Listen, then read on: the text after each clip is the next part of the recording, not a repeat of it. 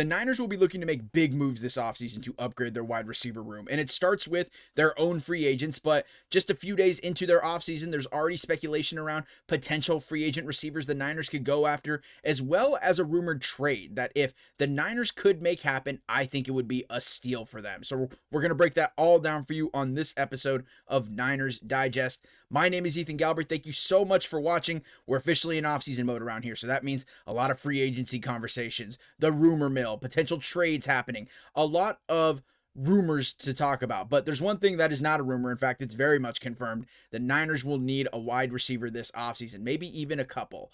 John Lynch said in his press conference yesterday with Kyle Shanahan that it's all but confirmed that Brandon Ayuk has played his last snap for the 49ers. And while we're waiting for that to become official and Ayuk is no longer on the roster, we can still look ahead and see how the Niners can fill that void in not just the wide receiver room, but the offense, period, because Ayuk was an all-pro wide receiver in 2023. And while they may not need to go get an all-pro wide receiver to fill that void, they're going to need to get a big-name wide receiver, in my opinion, or at least a couple of wide receivers to fill that void. But before we get into all of that, this video is brought to you by Kalshi. When you download Kalshi using the link below and use code DIGESTNFL, you'll get $20 after trading your first 100.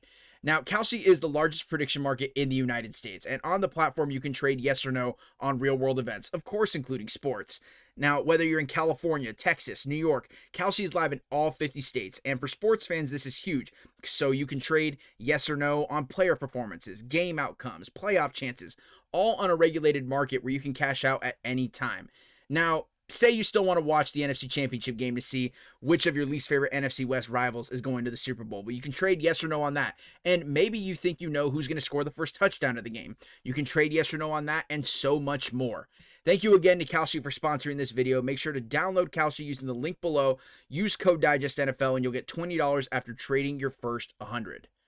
So the Niners can go a few different ways for filling the void in the wide receiver room for that is being left when Brandon Ayuk is no longer on the roster.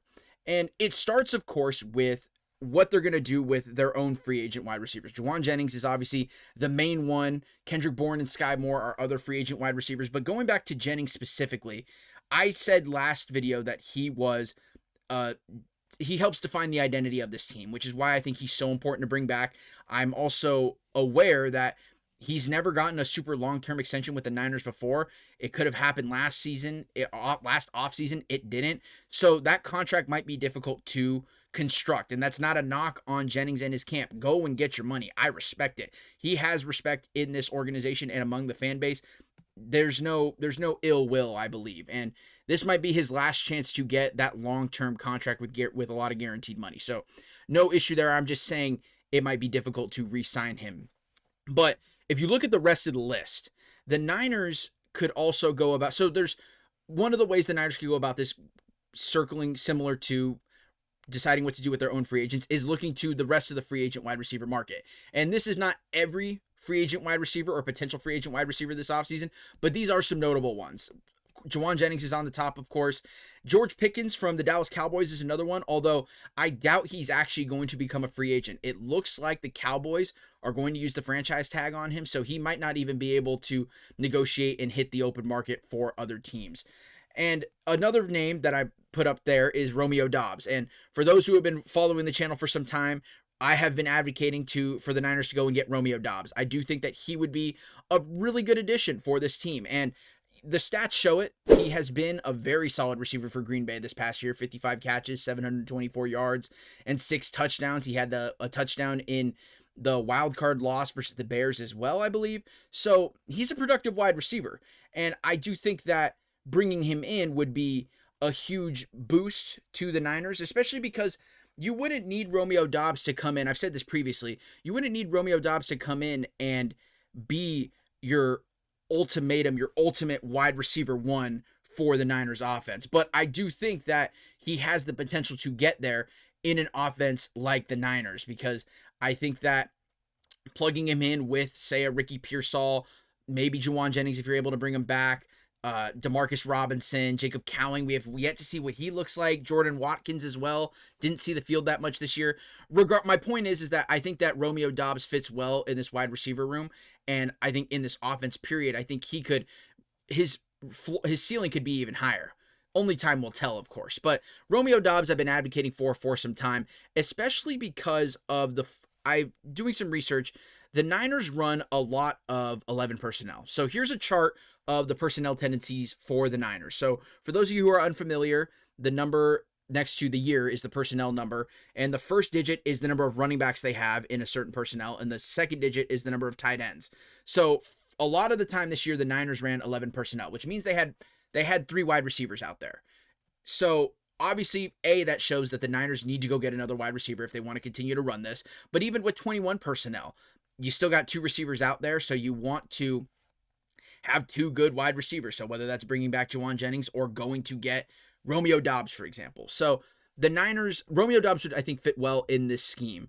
And there's other receivers, of course, that I think probably could fit well in this scheme as well. You go further down the list, Alec Pierce is another name that I think is turning a lot of heads because he's on an expiring contract. He will probably hit free agency this offseason, unless the Colts decide to bring him back, of course. But the difference with Pierce is that he is a real deep threat receiver. And at first glance, at first thought, that might be the Niners might want to bring somebody like him in because he's kind of a throwback player.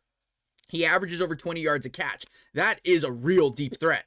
And the Niners, one of the issues with the Niners receiver room this offseason or this past season was that there wasn't really much of that, at least consistently. Ricky Pearsall did bring that to an extent, but he was battling injuries all season, so he wasn't there consistently. But my one issue with potentially bringing in Pierce is that it could come at a hefty price, and who knows, he's relatively unproven.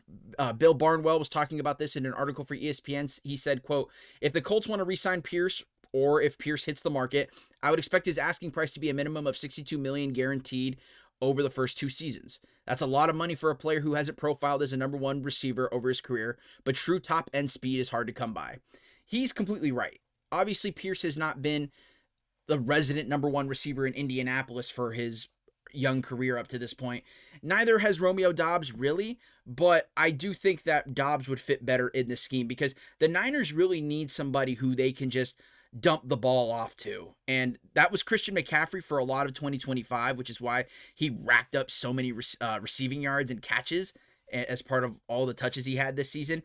The Niners need another receiver where Brock Purdy can just dump it off to, and I think Romeo Doubs fits that mold a little bit more than Alec Pierce, for example. But if we go back to the list one more time, there's other names, of course, Mike Evans, Christian Kirk, Deebo Samuel. Deebo Samuel's probably not coming back to San Francisco. Mike Evans was an interesting one because he's obviously resident Buccaneer for life, but he might hit the free agency market this offseason.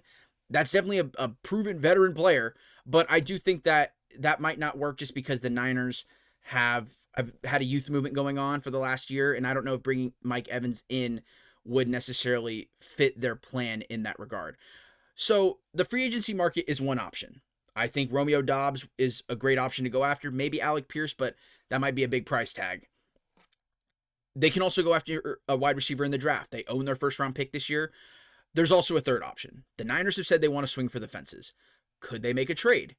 They absolutely could make a trade. There's a rumored trade, actually, that's circulating. There's not much substance in terms of a deal being worked out, but a rumor nonetheless of the Niners going after a wide receiver that I think could immediately become wide receiver 1.